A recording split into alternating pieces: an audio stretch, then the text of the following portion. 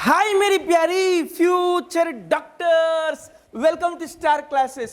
5 मई 2024 NEET exam के लिए बहुत इंतजार किया और नीट एग्जाम अच्छा गया और जीत के तुम आया।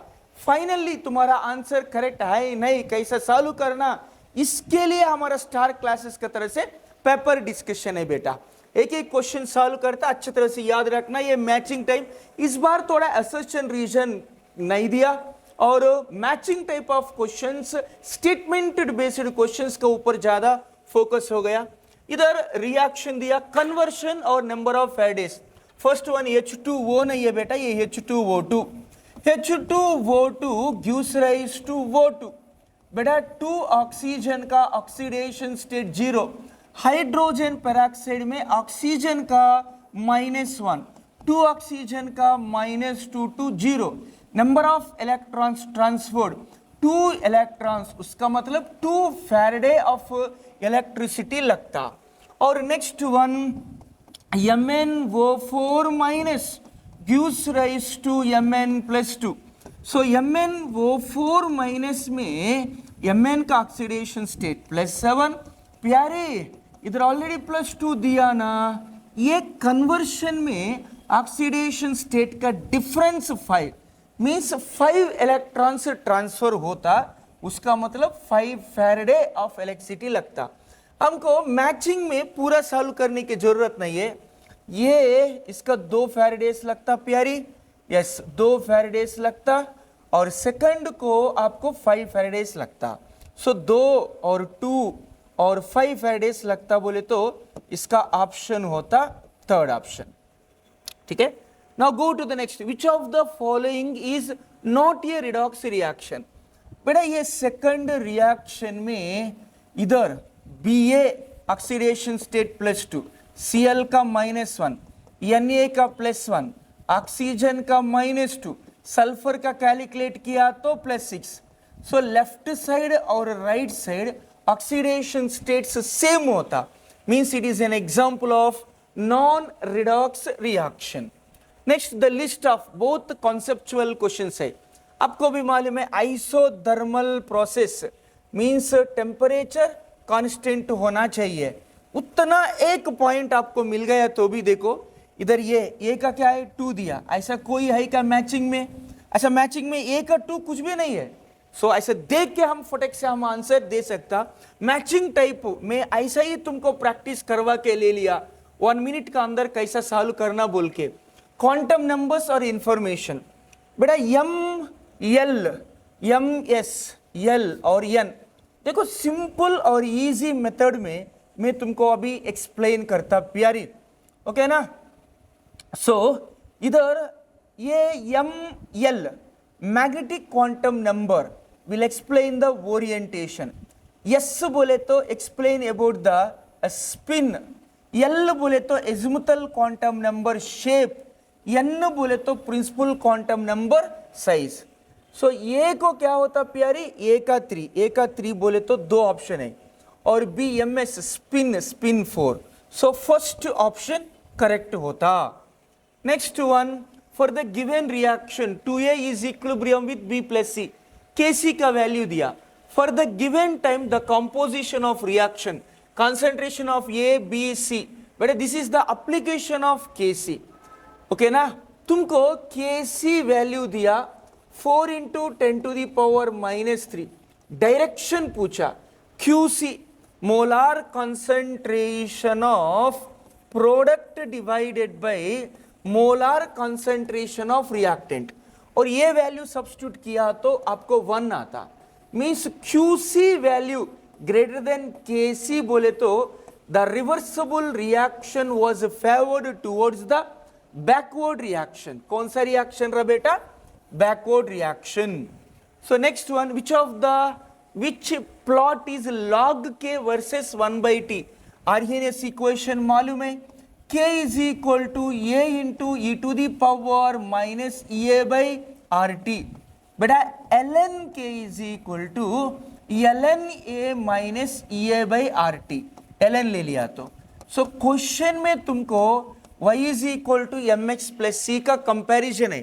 सो y एक्सिस में ln k ले लिया, x एक्सिस में 1/t ले लिया, ठीक है ना, सॉरी ये नहीं है, अभी तुमको m बोले तो स्लोप ये माइनस है, सो नेगेटिव स्लोप आता तुमको, ग्राफ तुमको ऐसा आना चाहिए, ठीक है ना, आर्हीनियस इक्वेशन।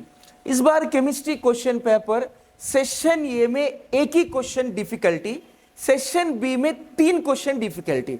अच्छी बात क्या है, 3 क्वेश्चन सेशन बी में डिफिकल्टी आया ना, वो ऑटोमेटिकली आपको चॉइस में जाता, इसलिए मैक्सिमम इस बार ज्यादा से ज्यादा स्टूडेंट्स को 170 क्रॉस होने के लिए ज्यादा चांसेस है, अपना पास टॉपर को भी 165 का ऊपर ज्यादा स्टूडेंट्स को आ रहा।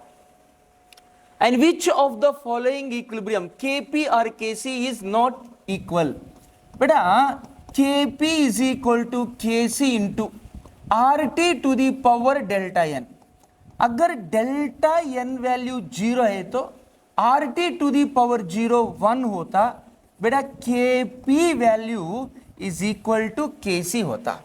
सो इधर डेल्टा n कैसा आता, sum of the number of moles of gaseous product minus sum of the number of moles of gaseous reactant, not equal बोले ना बेटा, थर्ड रहा बेटा, इसका delta n number of moles of gaseous products 2 minus number of moles of gaseous reactants 1, so delta n value +1 आया तो Kp is equal to Kc into RT to the power delta n, Kp greater than Kc आता, so third option को Kp is not equal to Kc आता। Very good. The Henry's law constant NCERT exemplar का question है, so KH value, Henry's constant KH value is inversely proportional to solubility of gases, means KH value, ये A का KH value 145, so B का KH value 2 into 10 to the power of -5, so KH value जितना ज्यादा होता उसका solubility उतना कम होता, सो B KH value कम है उसका मतलब सॉल्युबिलिटी वैल्यू ज्यादा है, सो इसका थर्ड ऑप्शन आता बेटा, KH is inversely proportional to the solubility. The plot of osmotic pressure versus concentration, बेटा osmotic pressure का फॉर्मूला क्या है, phi is equal to CST is the formula. For example मैं बोलता y is equal to mx plus c format में ले लो, y axis में phi ले लो और x एक्सिस में phi वर्सेस कॉन्सेंट्रेशन बोला, एक्स एक्सिस में कॉन्सेंट्रेशन C ले लो, C x, ऐसा है तो m जगह पे क्या है, m जगह पे ST, so you have a positive slope, the slope of the curve is equal to S into T। Question में क्या दिया, for a solution give straight line with slope, प्यारी slope is equal to ST, slope value 25.73 is equal to ST. The temperature at which the osmotic pressure is measured. So temperature T बोला 25.73 by 0.0821 calculate किया तो 310 kelvin आता, 310 kelvin बोले तो 37 degree centigrade. The highest number of helium, अरे बाबा mole concept रे, वीराव sir का formula, मामा का फॉर्मूला याद है क्या तुमको, NX, so number of atoms, अरे बाबोय number of atoms NNX, n value बोले तो number of moles, weight by atomic weight into Avogadro number, helium 1 atom, इधर NNX बोले तो 2.27, बट STP बोले ना 22.4, 22.7 ले सकता, ओके ना, इसका भी 1 इंटू एवोगाड्रो नंबर, इसका भी 1 इंटू एवोगाड्रो नंबर, बेटा 4 मोल्स है ना, 4 मोल्स है ना, सो NNX 4 into Avogadro number into 1। ये देखो मैं कितना बार बोले तुमको NNX का राउसर का फॉर्मूला याद रखने के लिए। Yes, fourth one number of atoms. देखो 4U बोले तो यूनिट, यूनिट बोले तो सिंगल एटम, सिंगल एटम। सो N कैसा होता, सिंगल एटम है ना, 1 इंटू 6.6 × 10⁻24। ये weight by atomic weight into Avogadro number into 1। ये और ये कैंसिल किया तो 1.66 into 10⁻⁻24 into Avogadro number. Question में हाईएस्ट नंबर बोला यारी, हाईएस्ट नंबर बोले तो, हाईएस्ट नंबर बोले तो कितना है वो, 4 moles of helium. Welcome dear students. इस क्वेश्चन में सोडियम हाइड्रोक्साइड एंड HCl के बीच में रिएक्शन दिया और उन्होंने बताया भी लेफ्ट हुआ सोडियम हाइड्रोक्साइड का मास चाहिए। तो ये डाटा से हमें समझ में आ रहा है। तो NaOH is the access reagent and HCl is the limiting reagent. Given data से अगर हमने मोल्स फाइंड किया, NaOH का मोल्स कितना आ रहा है, तो NaOH का मास गिवन, उनका मोल्स कितना होगा, मास बाय मोलार मास 0.025। इधर HCl के इंफॉर्मेशन मोलारिटी एंड वॉल्यूम में दिया। अगर इसका मोल्स फाइंड किया आपने, sir molarity in volume in litre, sir ये डाटा के अनुसार 0.01875 दिया। तो हमें ये मालूम है सर ये लिमिटिंग रिएजेंट कंप्लीटली कंज्यूम होने वाले। सर इधर ये कंप्लीटली कंज्यूम हुआ एंड इधर से ये 1:1 मोल रेशियो में रहने के वजह से इधर से भी 1875 कंज्यूम होगा। NaOH HCl मिलके आपको NaCl एंड H2O देगा। अभी कंज्यूम होने के बाद रिमाइनिंग NaOH हम ऐसे ले सकते 0.0625 मोल्स। अगर इसको मोलर मास से मल्टीप्लाई किया एंड आपको 0.25 आएगा, इसको ग्राम्स में आएगा। अगर इसको मिलीग्राम्स में कन्वर्ट करना है 1000 से मल्टीप्लाई कीजिए, 1000 से मल्टीप्लाई किया तो अब कितना आएगा, 250 मिलीग्राम्स आएगा। तो आपका आंसर क्या होगा, 250।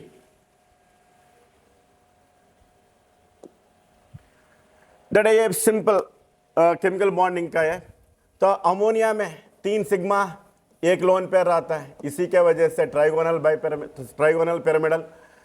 एंड ब्रोमीन पेंटाफ्लोराइड में इधर 5 सिग्मा एक लोन पेयर रहने के वजह से स्क्वायर पिरामिडल।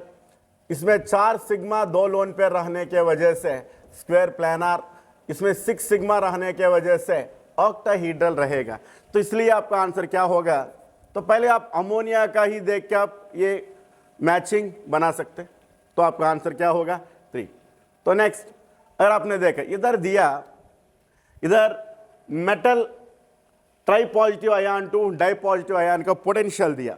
इधर उन्होंने क्वेश्चन पूछा कि मैंगनीज का tri positive to di positive is more positive than chromium and iron, why. So इधर more positive, for example E0 Mn tri positive to di positive more positive आया। इसका मतलब क्या है, product ion is more stable. अगर manganese का लिया, इसके Mn+3 में 3d4 एंड Mn+2 में 3d5 कॉन्फ़िगरेशन रहेगा। इसलिए आपका आंसर क्या होगा, D5 D4 D5 कॉन्फ़िगरेशन। अब देखिए ये Arrhenius equation related activation energy of any chemical reaction can be calculated. ये मेन मुद्दा क्या है कि एक्टिवेशन एनर्जी फाइंड करना।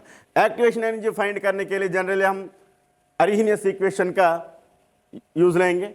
इधर इसमें क्या करेंगे, 2 डिफरेंट टेम्परेचर पे रहने वाला different grade constants K1 K2, उसके बीच में रहने वाला relation log K2/K1 equal to EA by 2.303 R into 1/T1 minus 1/T2।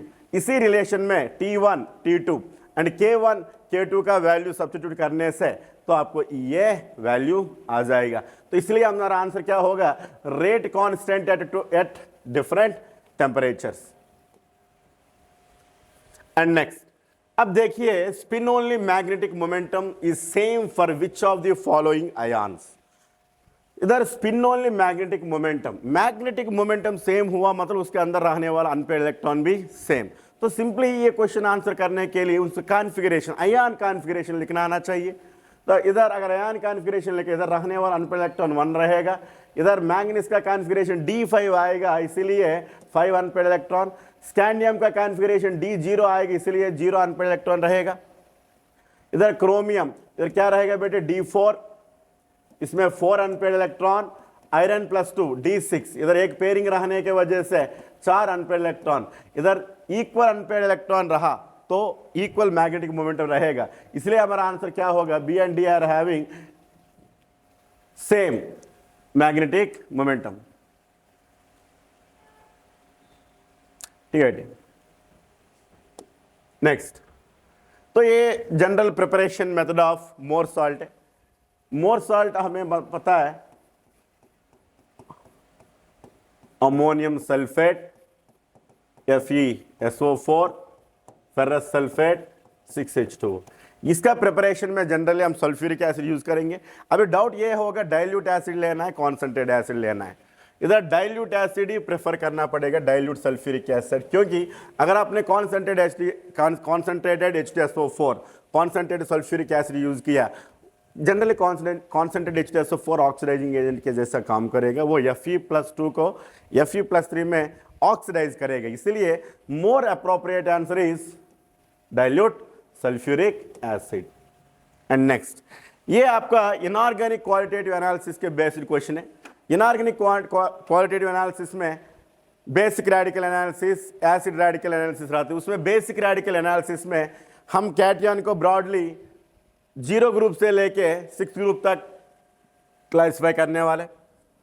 इसमें रहने वाला कॉपर सेकेंड ग्रुप का रिलेटेड है, एल्यूमिनियम थर्ड ग्रुप का, इधर कोबाल्ट फोर्थ ग्रुप का रिलेटेड है, इधर बेरियम फिफ्थ ग्रुप का रिलेटेड है, मैग्नीशियम सिक्स्थ ग्रुप का। अगर इसका इंक्रीजिंग ऑर्डर आपने देखा, बी पहले आएगा, बाद में ए, बाद में डी, बाद में C, B A D C and at the end E आएगा, तो हमारा आंसर क्या होगा, 3 होगा। मतलब इधर उनका ग्रुप नंबर के हिसाब से इंक्रीजिंग ऑर्डर में लिखा तो ये आंसर आएगा। ठीक है, नेक्स्ट। तो ये थोड़ा लेंथी क्वेश्चन है, दैट इधर ये क्वेश्चन में equilibrium system is 2NO in equilibrium with N2O2, nitrogen monoxide nitrogen and oxygen के साथ इक्विलिब्रियम में। हियर डाटा दिया equilibrium concentrations of N2O2 and NO, equilibrium position पे N2O2 NO का कॉन्सेंट्रेशंस दिया and degree of dissociation of NO पूछा। सभी generally उसका इक्विलिब्रियम कॉन्सेंट्रेशन से इक्विलिब्रियम कांस्टेंट निकाला तो कितना आएगा, N2O2 NO स्क्वायर इधर 1.607 आएगा। अब देखिए, आप अगर आपको डिग्री ऑफ डिसोसिएशन चाहिए in terms of C alpha terms, अगर आपने लिखा C initial concentration, C minus C alpha, इधर C alpha is the consumed amount, अगर C में से C अल्फा अमाउंट गया तो इधर क्या आएगा, C alpha by 2 and C alpha by 2 आएगा, क्योंकि इधर 2 मोल से 1 मोल रेशियो में आ रहा है। इधर C अल्फा गया तो इधर C alpha by 2 C alpha by 2। इधर रिएक्टेंट का मोल्स एंड प्रोडक्ट का मोल रेशियो सेम होने के वजह से इधर इक्विलिब्रियम कांस्टेंट एक्सप्रेशन में जनरली कॉन्सेंट्रेशन टर्म कैंसिल हो जाएगा, होने के बाद alpha square by 4 into 1 minus alpha, इधर इक्विलिब्रियम कॉन्सेंट्रेशन वैल्यू से 1.607 आया। In terms of alpha, alpha square 4 into 1 minus alpha आया। तो इन दोनों को आपने इक्वेट किया। इधर मिस्टेक ये है कि अगर आपने अल्फा को नेग्लेक्ट किया आपका आंसर नहीं आएगा, इधर अल्फा नेग्लेक्ट नहीं करना है। जब दोनों को इक्वेट करके अभी इसका रूट वैल्यू निकाला तो कितना आएगा, इसका रूट वैल्यू निकाला तो अल्फा स्क्वायर से अल्फा 4 से 2 1 माइनस अल्फा स्क्वायर से 1 माइनस अल्फा बनेगा। तो इधर इसका रूट वैल्यू 1.267, अभी क्रॉस मल्टीप्लिकेशन करके देखा तो अल्फा वैल्यू आपको 0.77717 आएगा। तो आपका आंसर क्या होगा, 2। तो अब देखिए, the pair of lanthanide ions which are diamagnetic, diamagnetic मतलब उसमें अनपेयर्ड इलेक्ट्रॉन नहीं होना चाहिए। अगर इसका कॉन्फ़िगरेशन के हिसाब से अगर आपने कॉन्फ़िगरेशन लिखा सीरियम +4, उसमें F0 कॉन्फ़िगरेशन रहता है, इटरबियम में F14, मतलब इसमें कंप्लीटली फिल्ड, इसमें 0 अनपेड। सो इसमें इसलिए इसमें अनपेड इलेक्ट्रॉन 0, इसमें भी अनपेड इलेक्ट्रॉन 0 अनपेड इलेक्ट्रॉन रहने की वजह से they are diamagnetic in nature. बाकी अगर आपने देखा बाकी आयंस में एटलीस्ट 1 अनपेड इलेक्ट्रॉन तो रहता है, इसीलिए डायमैग्नेटिक बिहेवियर के लिए आपका आंसर क्या होगा?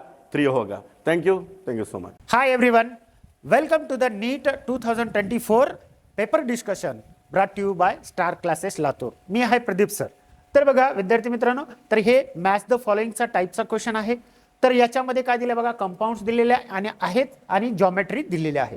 तर याला कशा पद्धतीने सॉल्व्ह करायचं तसं बघायला गेलं तर याला हा खूप लेंदी आहे. प्रत्येक कंपाऊंडचं तुम्हाला काय काढावं लागेल? जॉमेट्री काढावं लागेल. मग याची अगोदर तुम्हाला काय असली पाहिजे? प्रॅक्टिस असली पाहिजे.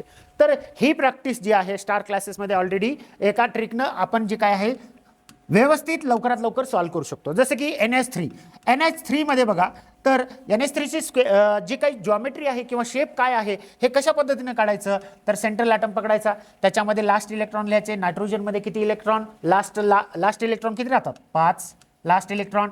आणि याच्यामध्ये जे काय आहेत याला अटॅच कोण आहेत? तर हायड्रोजन. किती बॉन्ड पेअर तयार करू शकतो? तर 3 बॉन्ड पेअर तयार करू शकतो. किती उरले? एक लोन पेअर उरला. एक लोन पेअर बघा, हा काय आहे? एक लोन पेअर आणि बॉन्ड पेअर किती आहे? तो 3. तर एक लोन पेअर आणि 3 बॉन्ड पेअर जर असले तर त्याची जॉमेट्री किंवा त्याचा शेप ॲक्च्युली काय येतो? याचा शेप येतो. काय शेप येतो? तर याचा शेप येतो ट्रायगोनल पिरॅमिडल. त्याला आपण काय म्हणतो? कोणता शेप म्हणतो?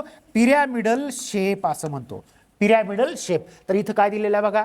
Trigonal pyramidal. ओके, म्हणजे एचं काय आहे बघा? फर्स्ट आहे. एचं फर्स्ट. परत नंतर आपण BRF5चं पण काढू शकतो. ओके, अगदी फास्ट पद्धतीनं जे काय आहे अगोदरच स्टार क्लासेसमध्ये सांगितलेलंच आहे बघा. या BRF5 मध्ये काय हो? सेंट्रल ॲटम पकडा BR, त्याच्यामध्ये लास्ट इलेक्ट्रॉन किती राहतात? 7 डॉट लिहा. 1 2 3 4 5 6 7 डॉट लिहिले. परत नंतर जे बॉन्ड पेअर कोण करणार आहे? फ्लोरीन करणार आहे. किती बॉन्ड पेअर तयार करणार आहे? प्रत्येक फ्लोरीन एक बॉन्ड पेअर तयार करतो. किती गेले हो? 5. हे 5 बॉन्ड पेअर गेले. किती उरला? हे एक लोन पेअर उरला. एक लोन पेअर आणि बॉन्ड पेअर किती? 5. तर एक लोन पेअर आणि 5 बॉन्ड पेअर जर म्हटलं तर याची जॉमेट्री काय असते? याची जॉमेट्री किंवा शेप, याचा ॲक्च्युली काय येतो? शेप येतो. तर याचा शेप काय येतो? याचा शेप येतो स्क्वेअर पिरॅमिडल.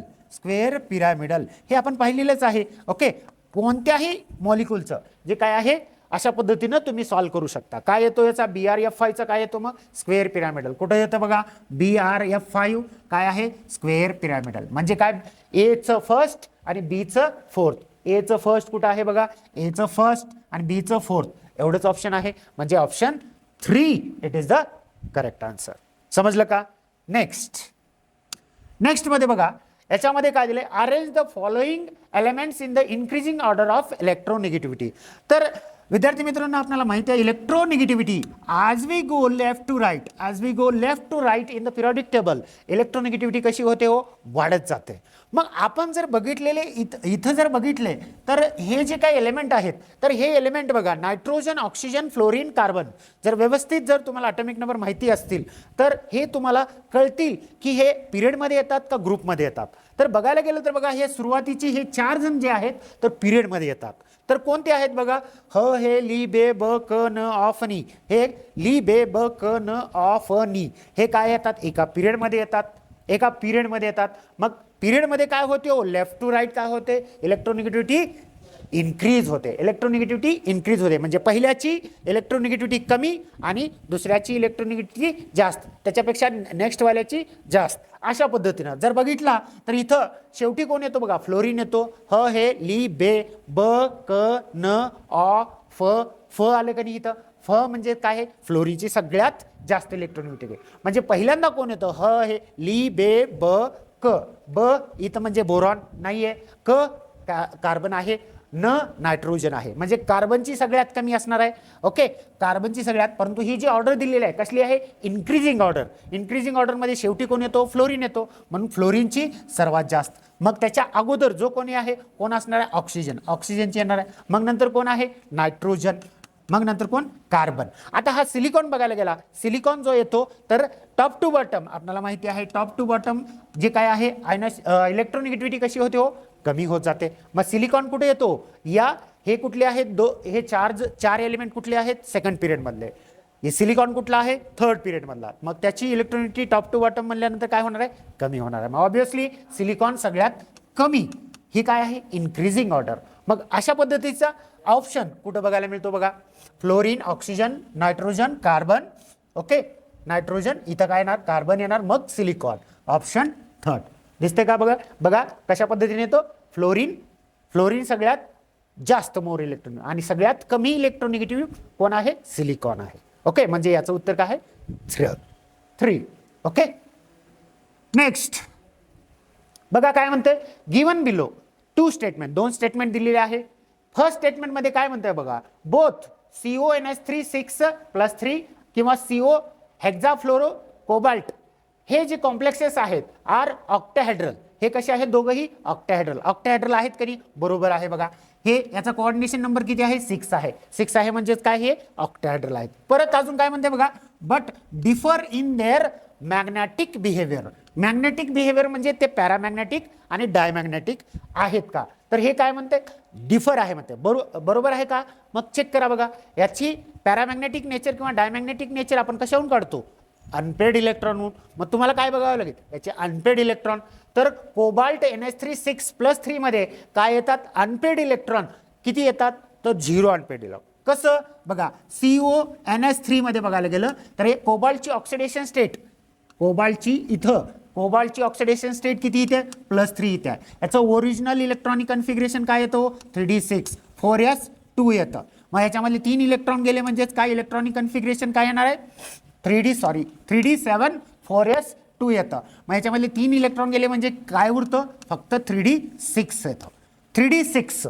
ओके, आणि हा जो काही लिगँड आहे, हा लिगँड कसा आहे हो, स्ट्रॉंग फील्ड लिगँड आहे. स्ट्रॉंग फील्ड लिगँड म्हटल्यानंतर हे सर्व 6 इलेक्ट्रॉन काय होतात, पेअरअप होतात. 6 इलेक्ट्रॉन जे आहे पेअरअप होतात कशामध्ये, तर हे अशा 5 ऑर्बिटलमध्ये हे 6 इलेक्ट्रॉन पेअरअप होतात. म्हणजेच काय, अनपेड इलेक्ट्रॉन किती असणार आहेत, 0. ओके, मग अनपेड इलेक्ट्रॉन 0 आहेत म्हणजे हे काय झाला, पॅरा मॅग्नेटिक झाला का डायमॅग्नेटिक झाला, डायमॅग्नेटिक.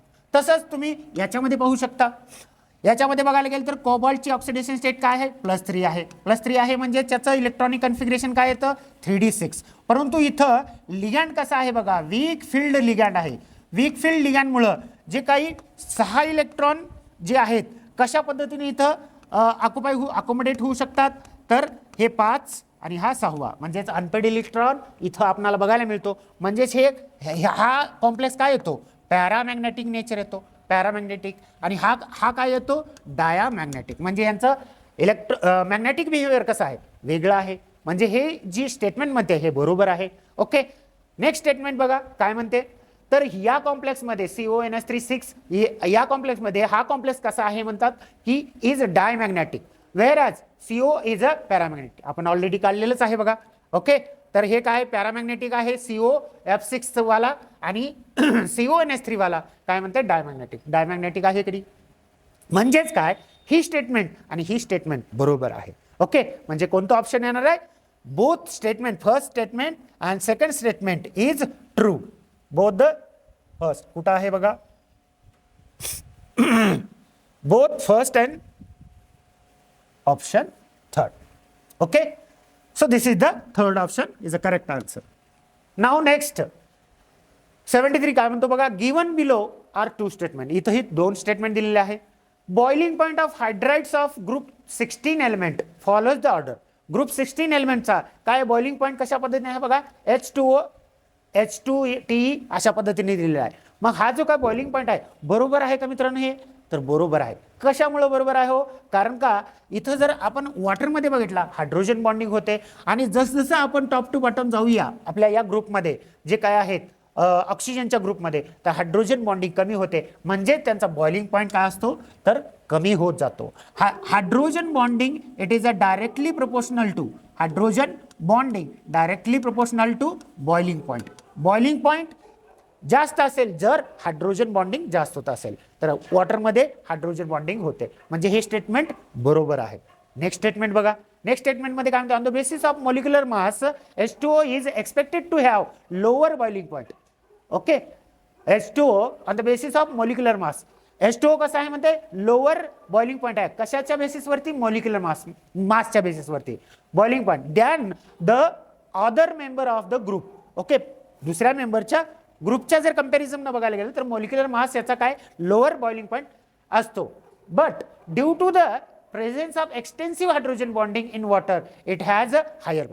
जरी हा मॉलिक्युलर वेटनं जर कमी आहे, तर परंतु याच्यामध्ये जे काही एक्सटेन्सिव्ह हायड्रोजन बॉन्डिंग होते, हे एक्सटेन्सिव्ह हायड्रोजन बॉन्डिंगच रिस्पॉन्सिबल आहे कशासाठी, हायेस्ट बॉइलिंग पॉईंट होण्यासाठी. कुणाचा, वॉटरचा. तर ही स्टेटमेंट बरोबर आहे का, अगदी बरोबर आहे. कारण का ह्याचं मॉलिक्युलर मास बघा कसं आहे, कमी आहे, 18 आहे. जसं जसं वाढत चालला, अटॉमिक नंबर वाढला, मॉलिक्युलर मास सुद्धा वाढतं. मग बेसिकली बघायला गेलं कंपॅरेटिव्ह टू अदर हायड्राइड्स, हा वॉटर कसा आहे, लो मॉलिक्युलर मासचा आहे. मग लो मॉलिक्युलर मासचा असून सुद्धा याची काय, हायड्रोजन बॉन्डिंग कशी असते, जास्त असते, म्हणून याचा बॉइलिंग पॉईंट काय असतो, जास्त असतो, असं म्हणते. म्हणजे हे बरोबर आहे का, अगदी बरोबर आहे. म्हणजेच काय, फर्स्ट स्टेटमेंट आणि second statement is true. That is option कोणता येतो बघा, कोणता, both statement first and second statement are true statement. Okay, तर हे याचं आन्सर आहे.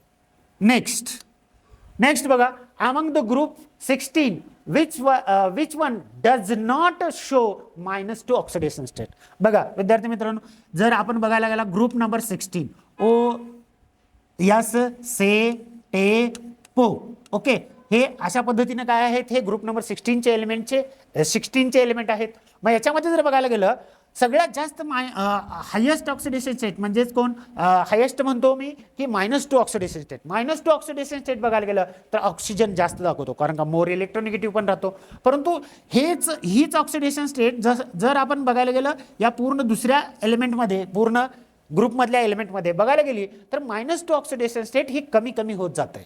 ओके, कारण का त्याची इलेक्ट्रोनिगेटिव्हिटी ही काय, कमी होत जाते. मायनस ऑक्सिडेशन स्टेट म्हणजे काय हो, इलेक्ट्रॉन अट्रॅक्ट करणं, गेन करणं, ही टेंडन्सी काय होते, कमी होते. म्हणून सगळ्यात लिस्ट विचार किंवा वन डज नॉट, कोण दाखवणार नाही, त्याची इलेक्ट्रोनिगेटिव्हिटी अगदी कमी आहे, म्हणजे त्यांना तो जो आहे एलिमेंट -2 ऑक्सिडेशन स्टेट दाखवणारच नाही. कोणता आहे तर पोलोनियम. तर पोलोनियम जो आहे it is the correct answer. Next. Okay, तर हे सर्व पूर्ण जे काय आहे MCQ आपण जे आहे नीट 2024 मध्ये जे काही क्वेश्चन पडलेले आहेत त्याचे आपण जे काय आहे पेपर डिस्कशन केला. Okay, thank you very. Hello students, myself Lakshman from Star Classes Latur. आज हम डिस्कस करने वाले हैं जो भी आज का पेपर हुआ है, बहुत अच्छा हुआ है हमारा स्टूडेंट्स का. सब स्टूडेंट्स बहुत अच्छा बोल रहे.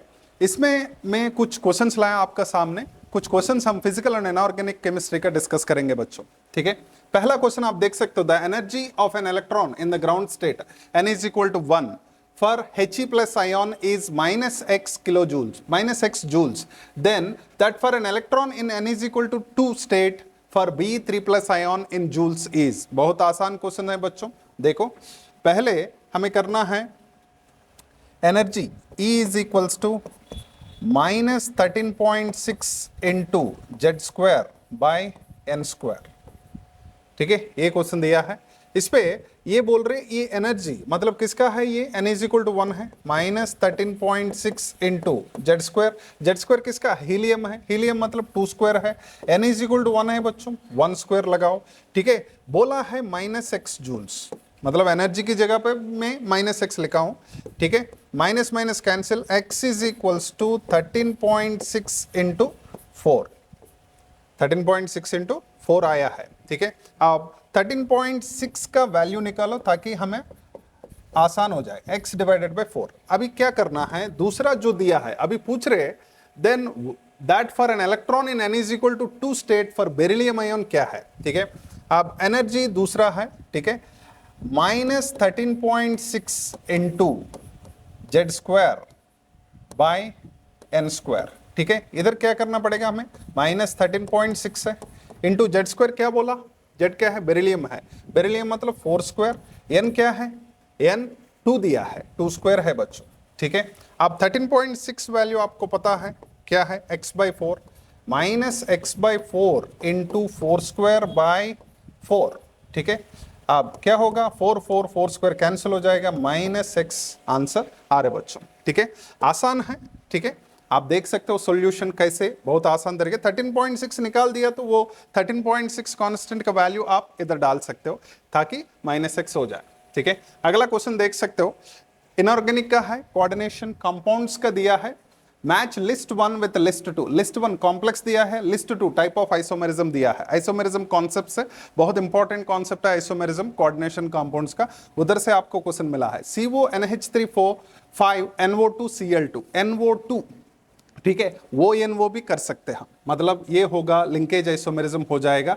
SO4 इधर दिया है, Br बाहर दिया, एक्सचेंज कर सकते हो, ठीक है, आयनाइजेशन हो जाएगा। मतलब इधर देख सकते हो CONH3 CrCN6, इधर भी आप लिगैंड एक्सचेंज कर सकते हो, ये होगा कोऑर्डिनेशन आइसोमेरिज्म। COH2O6 Cl3, ये होगा सॉल्वेट आइसोमेरिज्म, ठीक है बच्चों। मतलब D1 होगा, C4 है, सही है। NH3SO4Br एक्सचेंज कर सकते हो, है नहीं, माइनाइजेशन आइसोमेरिज्म। और आखिरी में NO2ONO, ये भी आप लिंकेज आइसोमेरिज्म से मैच कर सकते हो, मतलब थर्ड ऑप्शन सही है, ठीक है। आगे नेक्स्ट क्वेश्चन है, arrange the following elements in the increasing order of first ionization enthalpy, lithium, beryllium, boron, carbon, nitrogen. ये क्वेश्चन तो सीधा सीधा पीरियोडिक टेबल इलेक्ट्रोनेगेटिविटी का क्वेश्चन पूछा है बच्चों। इधर देख सकते हो आप, बेरिलियम बोरान, मतलब ये सेकंड पीरियड का है, द सेकंड पीरियड का दिया है, बेरिलियम बोरान एक्सेप्शन है। एक्सेप्शन मतलब बेरिलियम कंप्लीटली फिल्ड है, आपको ध्यान रखना पड़ेगा beryllium is greater than boron, एक ही ऑप्शन है बच्चों, beryllium is greater than boron. Then बाद में क्या होगा, बोरान के बाद कार्बन आएगा, नाइट्रोजन आएगा, फोर्थ ऑप्शन सही है, ठीक है। नेक्स्ट क्वेश्चन आप देख सकते हो, ए compound X contains 32% of A, 20% of B and remaining percentage of C, then the empirical formula of X is। empirical formula का क्वेश्चन है, some basic concepts of chemistry से दिया गया है बच्चों, बहुत आसान है, ठीक है। A दिया है, B दिया है और C भी दिया है। ये कितना बोला, 32% बोला, 32 ग्राम्स कर दो इसको, और B बोला है 20, ठीक है, 20 + 32 52, जो बाकी है C बोला है, मतलब 48 ले सकते हो आप, ठीक है। मतलब ये ग्राम्स, मतलब नेक्स्ट हमें क्या करना पड़ेगा, मोल्स निकालना पड़ेगा बच्चों। मोल्स निकालना मतलब 32 डिवाइडेड बाय मोलार मास दिया है 64, ठीक है, आसान है। 20 डिवाइडेड बाय 40 और 48 डिवाइडेड बाय 32, ठीक है। 32 बाय 64 1/2 आएगा, इधर भी 1/2 आएगा, इधर 3/2 आएगा, ठीक है। मतलब आपको मिलेगा 113, मतलब ABC3 आप ले सकते हो, ठीक है। मतलब मोल रेशियो, ठीक है, जो छोटा है उससे डिवाइड करो, और लेंथी कर सकते हो, बहुत आसान है, 2 कैंसिल कर दो ताकि आपको ABC3 मिल जाए, ठीक है। और नेक्स्ट, गिवन बिलो 2 स्टेटमेंट्स, ये भी क्वेश्चन कोऑर्डिनेशन कंपाउंड्स का दिया गया है बच्चों। CONH3 इज ए होमोलिप्टिक, ये इंट्रोडक्शन टॉपिक का लास्ट ईयर भी वही पूछा है, इस बार भी हमारा वही है बच्चों। CONH3 is a homoleptic complex, whereas CONH3 is a heteroleptic complex. दो लिगैंड अलग अलग है, दो टाइप अलग अलग, मतलब हेटेरोलिप्टिक है, होमोलिप्टिक है। क्लासिफिकेशन ऑफ लिगैंड्स में हम पढ़ते हैं शुरुआत इंट्रोडक्शन टॉपिक पर, ठीक है। स्टेटमेंट 1 दिया है, स्टेटमेंट 2 बोल रहे complex CONH3 has only one kind of ligand, but CONH3 has more than one kind of ligand, ठीक है। मतलब बात सही है, स्टेटमेंट 1 सही है, स्टेटमेंट 2 भी सही है। देखो दो अलग अलग लिगेंड से, इसलिए इसको हेटेरो बोला, एक ही टाइप लिगेंड है, होमोलिप्टिक, तो बिल्कुल सही है। Statement 1 is true and statement 2 also true, third option ले सकते हो बच्चों, ठीक है। 79 और next, identify the correct answer, dipole moment of NF3 is greater then that of NH3। भाई देखो ये तो करेक्ट आंसर पूछा है, NCERT का सीधा सीधा स्टेटमेंट है, डाइपोल मोमेंट NF3 का आप स्ट्रक्चर देखा तो फ्लोरीन फ्लोरीन फ्लोरीन, ठीक है, इधर लोन पेयर ऑफ इलेक्ट्रॉन्स, ये लोन पेयर ऑफ इलेक्ट्रॉन्स ऊपर है बच्चों,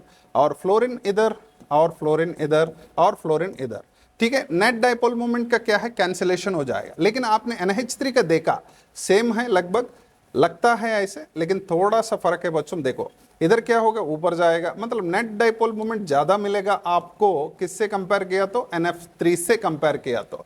लेकिन ये क्या बोल रहे हैं, NF3 का ज्यादा बोल रहे, गलत है स्टेटमेंट। लेकिन पूछा है करेक्ट आंसर क्या है, इसलिए फर्स्ट ऑप्शन नहीं लेना है। सेकंड ऑप्शन देख लो, 3 canonical forms can be drawn for CO3 2 minus, सही है। C डबल बॉन्ड वो माइनस, वो माइनस, मान लो भाई ऑक्सीजन 1 है, 2 है, 3 है, ठीक है। आप क्या कर सकते हो, डबल बॉन्ड इधर रखो, बाद में डबल बॉन्ड इधर रखो, कितना मिलेगा, 3 मिलेगा, सही है statement. 3 canonical forms can be drawn for CO3 2 minus.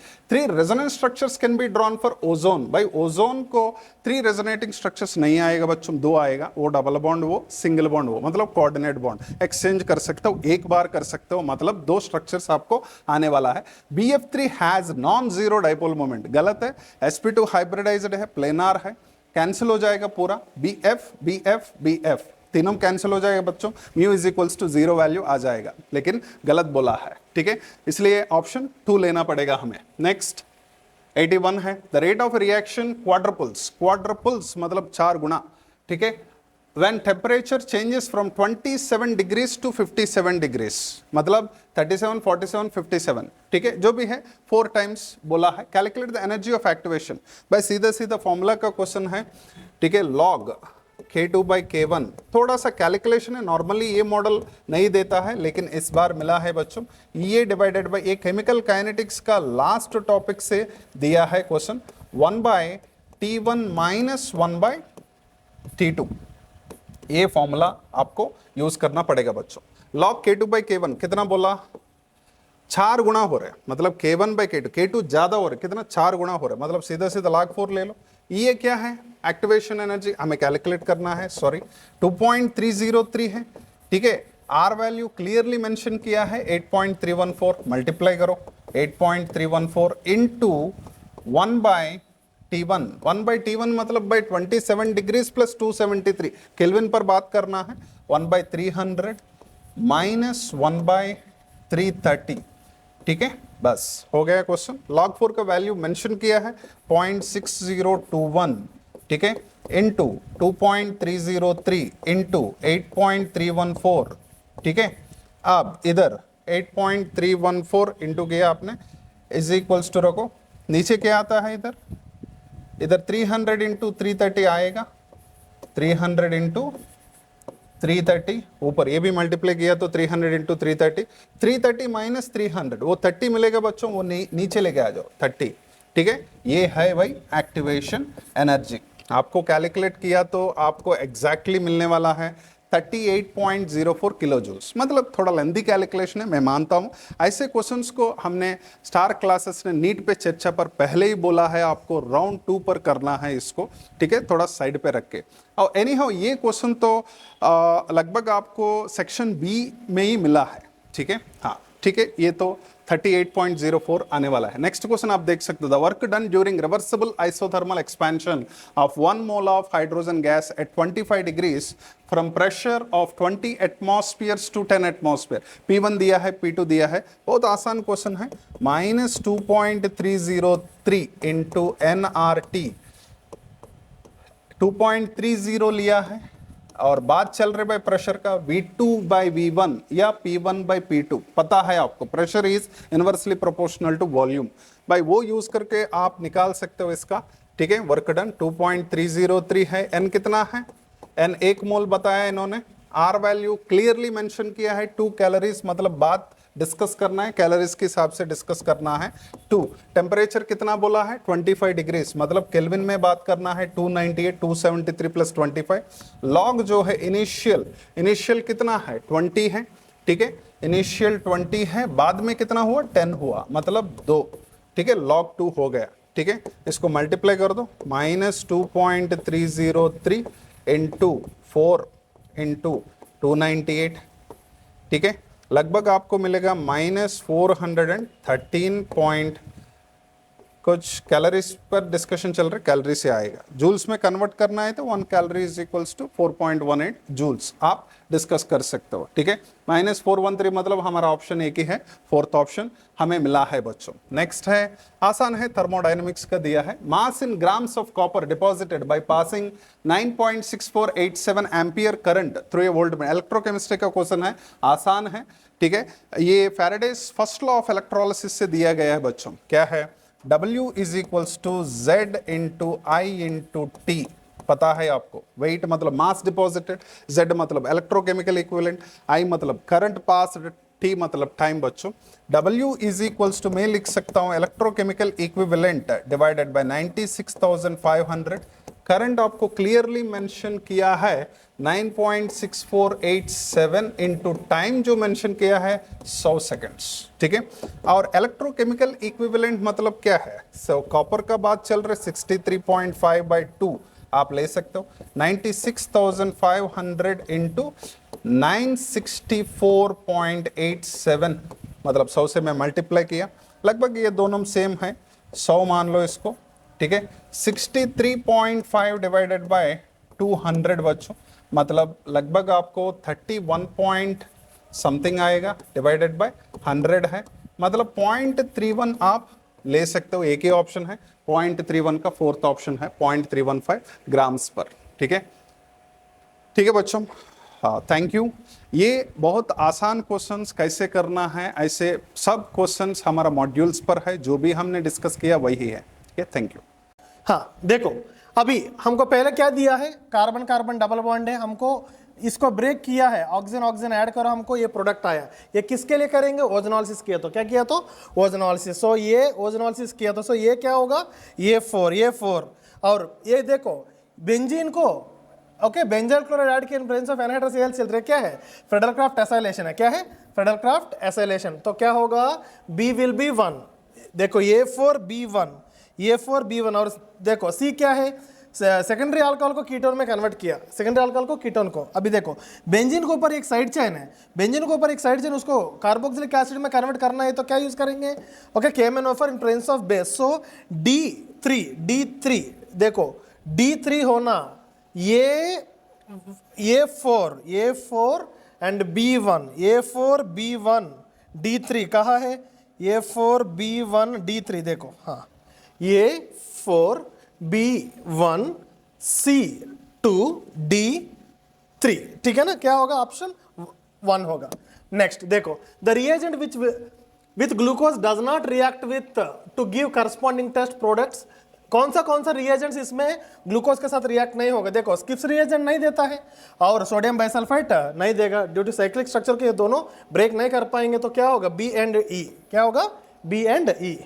Next देखो, पहले ईथेन, इसमें क्या पूछा है? लिस्ट 1 में कंपाउंड दिया, लिस्ट 2 में क्या देखो? Number and type of bonds between carbon and carbon, carbon carbon के बीच में पूछा।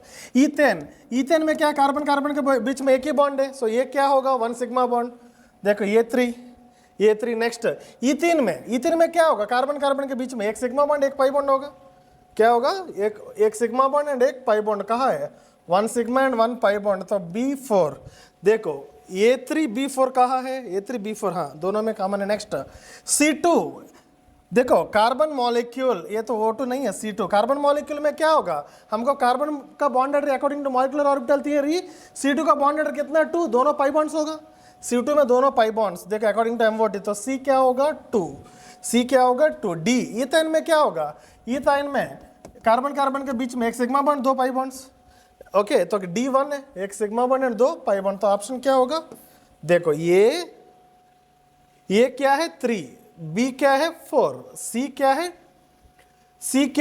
2 एंड D क्या है? 1 pi bond and sigma bond, तो ये होगा, ठीक है ना। Next, the boiling point of 3 isomeric okay alkane. देखो हमको पता है ना, ये सब आइसोमर से सब ब्रांचिंग बढ़ता है, सरफेस एरिया कम होगा, बॉइलिंग पॉइंट क्या होगा? कम होता है। सो एन पेंटेन का ज्यादा, उसके बाद आइसोपेंटेन, उसके बाद नियोपेंटेन। सही, करेक्ट है। नाउ स्टेटमेंट 2 क्या दिया? When branching increases the molecule attains the shape of sphere, this results in the smaller surface area for a contact to do which intermolecular forces between the spherical molecules are weak, therefore boiling point decreases. So both the statement सही है। Both the statement कहाँ सही दिया है? Statement 1 और statement 2 are correct, ठीक है ना। नेक्स्ट क्या है, the compound that will undergo SN1 reaction. देखो reactivity order of SN is directly proportional stability of first formed carbocation. Halogen निकाल दो, हैलोजन निकालने के बाद कहा कार्बोकैटायन ज्यादा स्टेबल, देखो हैलोजन निकालने के बाद ये कार्बोकैटायन क्या होगा, बेंजीन के साथ रेजोनेंस होगा, ये ज्यादा स्टेबल है, ठीक है ना। आंसर क्या होगा 2। नेक्स्ट क्या होगा, on heating some solid substances change from solid to vapour state without passing through liquid state, this technique used for the purification. ये कौन सा मेथड है, सब्लिमेशन। सब्लिमेशन क्या है, solid will converted to gas without any liquid phase, ये purification technique है। Next, aniline does not undergo Friedel Crafts reaction. देखो हम aniline does not undergo Friedel Crafts reaction, क्योंकि एनिलीन क्या करेगा, AlCl3 के साथ ओके रिएक्ट होके एक सॉल्ट बनता है, इसलिए it do not undergo Friedel Crafts reaction. ये तो सही स्टेटमेंट है। Aniline can not be prepared by Gabriel phthalimide synthesis. Gabriel phthalimide synthesis में एलिफैटिक प्राइमरी अमाइन प्रिपेयर कर सकते हैं, एरोमेटिक प्राइमरी अमाइन को प्रिपेयर नहीं कर पाएंगे। सो दोनों स्टेटमेंट सही है, both the statements are correct, statement 1 and 2 are correct, ठीक है ना। नेक्स्ट देखो, अल्कोहल विथ PCl3, जब भी हम अल्कोहल को PCl3 के साथ रिएक्ट किया तो ये प्रोडक्ट क्या आता है, H3PO3 आता है। क्या आएगा, H3PO3। लेकिन PCl5 ऐड किया तो क्या बनता है हमको, POCl3 बनता है। H3PO3 एंड POCl3 हमको बनेगा। नेक्स्ट देखो, जब हमने कंपाउंड लिया है, इस कंपाउंड में क्या KMnO4 Prince of H+ add किया। देखो KMnO4 Prince of H+ add किया, कार्बन कार्बन CH है, KMnO4 H+ ऐड किया तो स्ट्रॉन्ग ऑक्सीडाइजिंग एजेंट है। स्ट्रॉन्ग ऑक्सीडाइजिंग एजेंट बोलो तो क्या करेगा, ये CH बॉन्ड है ना, इस CH बॉन्ड को क्या करेगा, कार्बोक्सिलिक एसिड में कन्वर्ट करता है। देखो कभी भी डबल बॉन्डेड कार्बन है, 2 हाइड्रोजन, डबल बॉन्डेड कार्बन है 2 हाइड्रोजन, ये क्या करेगा, स्ट्रॉन्ग ऑक्सीडाइजिंग एजेंट ऐड किया तो स्ट्रॉन्ग ऑक्सीडाइजिंग एजेंट क्या करेगा, ये कार्बन को कार्बोक्सिलिक एसिड में कन्वर्ट करेगा। ये कार्बन को किस में कन्वर्ट करेगा, कार्बोक्सिलिक एसिड में कन्वर्ट करेगा। तो क्या होगा, यहाँ double bond CH two double bond CH है, स्ट्रॉन्ग ऑक्सीडाइजिंग एजेंट ऐड किया COOH। मैं एक बार समझा तो देखो, carbon carbon double bond CH two carbon carbon double bond CHR, carbon carbon double bond CR, strong oxidizing agent add किया, CH2 है तो CO2 एंड वाटर बनता है, डबल बॉन्ड CHR है तो RCOOH बनता है, RC डबल बॉन्ड C बोला तो कीटोन बनता है, ठीक है ना। अब ये क्या है, RCH डबल बॉन्ड बोला तो क्या होगा, RCOOH, तो हमको क्या बनेगा, benzoic acid cyclohexane carboxylic acid बनेगा, ठीक है ना। नेक्स्ट देखो, ये कंपाउंड के NaCN ऐड किया, NaCN ऐड किया तो हमको क्या बनेगा, CH3CH2 CH2CN, इसको पार्शियल हाइड्रोलिसिस किया है तो हमको क्या बनेगा, अमाइड बनता है। क्या बनता है, अमाइड। इसको क्या ऐड किया हमने, Hoffmann bromide reaction, NaOH plus Br2, NaOH Br2 बोला तो क्या होगा, अमाइड अमाइन बनता है, CO रिमूव कर दो, हमको CH3 CH2 CH2 NH2, हमको क्या बनता है, प्रोपेन अमाइन बनता है, ठीक है ना। नेक्स्ट देखो, हमने क्या ऐड किया, PBr3 क्या स्ट्रॉन्ग ओके हैलोजनेटिंग एजेंट है, जहां OH निकाल के Br लगा दो, OH निकाल के Br लगा दिया। उसके बाद अल्कोहलिक KOH क्या है, स्ट्रॉन्ग डिहाइड्रो हैलोजनेटिंग एजेंट, हमको सेटजाफाल्किन बनता है। यहाँ का ब्रोमीन, यहाँ का हाइड्रोजन, इधर डबल बॉन्ड बनना चाहिए। सो ऐसा ऑप्शन कहाँ इधर है, देखो OH को निकाल के ब्रोमीन लगा दे, उसके बाद यहाँ का ब्रोमीन, यहाँ का हाइड्रोजन, हमको सेटजाफाल्किन बनेगा।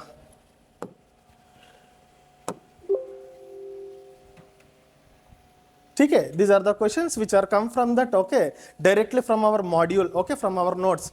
जो भी हमने क्लास का रनिंग नोट्स है, हर रनिंग नोट्स में जो ऑर्गेनिक का हर क्वेश्चन कॉपी पेस्ट हुआ है, ठीक है ना, नीट में। Okay, thank you. हॅलो विद्यार्थी मित्रांनो, आज आपण नीट 2024 क्वेश्चन पेपर आपण डिस्कस करणार आहोत। तर क्वेश्चन पेपरमध्ये क्वेश्चन नंबर 95 ओके, क्वेश्चन काय दिलेले, intramolecular hydrogen bonding is present in okay, जो दिलेले ऑप्शन्स आहे त्या दिलेल्या ऑप्शन्समध्ये कोणत्या मॉलिक्युल्स कोणत्या कंपाऊंड्समध्ये इंट्रामॉलिक्युलर हायड्रोजन बॉन्ड फॉर्म होतं, तर याचा आन्सर येतं बेटा 3 ओके, याचा आन्सर काय येतं 3 आन्सर येतो ओके। तर हा जो थर्ड आन्सर आहे तो काय, ऑर्थो नायट्रोफेनॉल कंपाऊंड आहे। तर ऑर्थो नायट्रोफेनॉल कंपाऊंड्समध्ये काय होतं, तर more electron negative oxygen delta negative, hydrogen delta positive, oxygen delta negative okay. तर हा जो हायड्रोजन ॲटम्स आहे हा मोर इलेक्ट्रॉन नेगेटिव्ह ऑक्सिजन आणि ऑक्सिजनच्या इंटर असल्यामुळे यांच्यामध्ये इंट्रामॉलिक्युलर हायड्रोजन बॉन्ड फॉर्म होतात ओके। म्हणून ऑप्शन काय येईल, ऑप्शन येईल थर्ड, इंट्रामॉलिक्युलर हायड्रोजन बॉन्डचा examples option number 3 okay. Next question बेटा, नेक्स्ट क्वेश्चन है 96 फेलिंग सोल्युशन ए इज. तर फेलिंग सोल्युशन काय असतं, तर फेलिंग सोल्युशन आहे माइल्ड ऑक्सिडायझिंग एजंट. ओके, तर फेलिंग सोल्युशन्स फॉर्म होण्यासाठी आपल्याकडे 2 सोल्युशन्स लागतात, A plus B solution. Okay, तर आपल्याला फेलिंग सोल्युशन्समध्ये काय विचारलेलं आहे, तर ए सोल्युशन विचारलं आहे. तर ए सोल्युशन काय असतं, तर ॲक्वस कॉपर सल्फेट हा ए सोल्युशन असतो. तर फेलिंग सोल्युशनचा कंपाऊंड काय, तर ॲक्वस कॉपर सल्फेट. ओके, सोबत बी सोल्युशन काय, तर बी सोल्युशन आहे alkaline solution of sodium potassium tartrate. Okay, तर फेलिंग सोल्युशन कंपाऊंड काय असतं, तर फेलिंग सोल्युशन्समध्ये 2 सोल्युशन्स आहेत, ए प्लस बी. तर त्यातलं आपल्याला क्वेश्चन्समध्ये काय विचारलं आहे, ए सोल्युशन विचारलं आहे. तर ए सोल्युशन आहे ॲक्वस कॉपर सल्फेट. ओके, तर ए प्लस बी, ए आहे aqueous copper sulphate plus B काय असतं, alkaline solution of sodium potassium tartrate. Okay, तर next question number 97. A compound with molecular formula of C6H14 has 2 tertiary carbons. Okay, its IUPAC name is. तर दिलेल्या कंपाऊंड्समध्ये 2 tertiary carbons present आहेत. तर असा कोणता compound आहे, तर यातला ऑप्शन आहे number 1.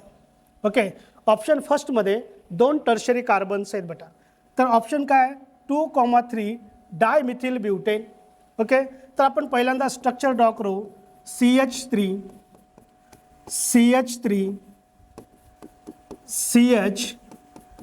CH3 CH3.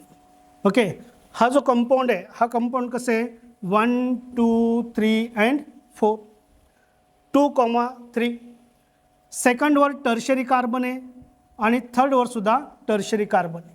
Okay, has 2 tertiary carbons. तर याच्याकडे टर्शरी कार्बन्स किती आहेत, 2 टर्शरी कार्बन ॲटम्स आहेत.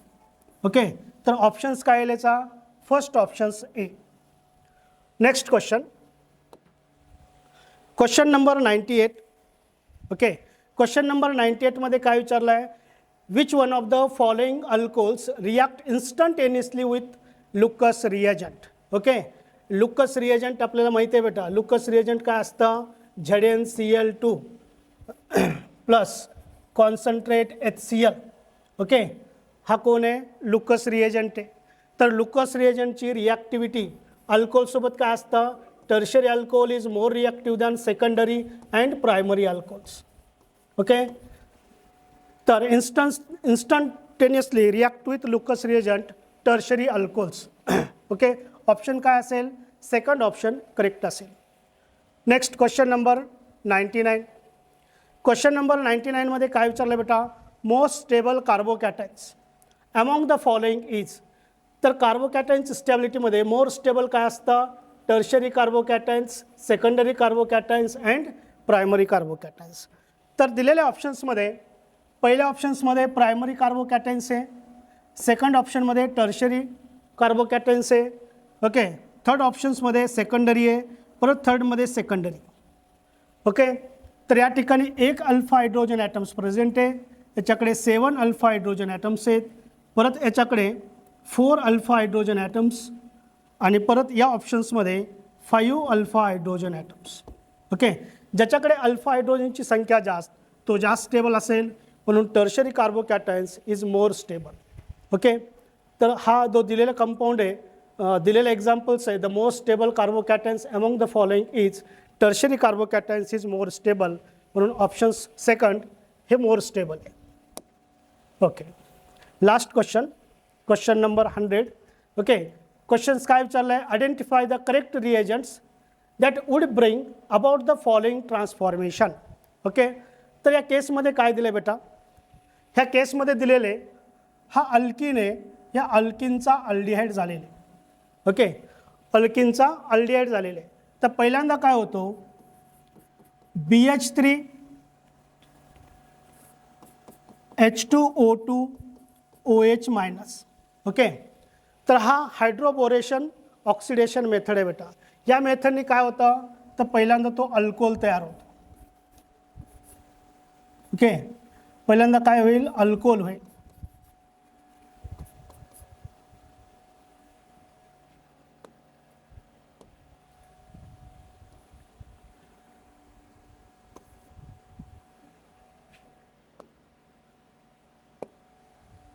पहिल्यांदा अल्कोहोल तयार होईल बेटा, CH2OH. ओके, हा प्रायमरी अल्कोहोल. तर या प्रायमरी अल्कोहोलला जर आपण ऑक्सिडेशन केला, ऑक्सिडेशन करण्यासाठी काय वापरतोय, PCC. PCC म्हणजे काय असतं, तर माइल्ड ऑक्सिडायझिंग एजंट. तो काय करतो, प्रायमरी अल्कोहोलचं कन्व्हर्जन, ओके, प्रायमरी अल्कोहोलचं कन्व्हर्जन तो डायरेक्ट अल्डिहाइडमध्ये करतो. कशात करतो, अल्डिहाइडमध्ये. तर BH3H2O2/OH मायनस. तर ऑप्शन नंबर 4 हा ट्रान्सफॉर्मेशनचा करेक्ट रिएजंट आहे. ओके, तर आपण अशा पद्धतीने ऑर्गॅनिक केमिस्ट्रीच्या क्वेश्चन सॉल्व केलेले आहेत. असेच क्वेश्चन सॉल्व करण्यास, असेच क्वेश्चन्स पाहण्यासाठी तुम्ही आमचा स्टार क्लास जॉईन करू शकता.